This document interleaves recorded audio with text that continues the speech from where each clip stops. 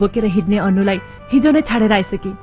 अब म तिम्रो रोदी घरको केटी बन्न चाहन्छु, जहाँ माया साटिन्छ, साथी साटिँदैन, र जहाँ त्यस्तो हुन त लुगै मिलेन।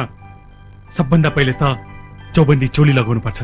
चौबन्दी चोली अनि छिटको गुन्यु लगाउनु पर्छ। छिटको गुन्यो अनि कमरमा, अनि यस्तो पेटी होइन, कमरमा 12 हातको कपडा बेर्नु पर्छ, जसलाई पटुकी भनिन्छ। पटुकी? हो, पटुकी। चौबन्दी चोली र गुन्यु चोली लगाएर कम्मरमा 12 हातको पटुकी बाँधेर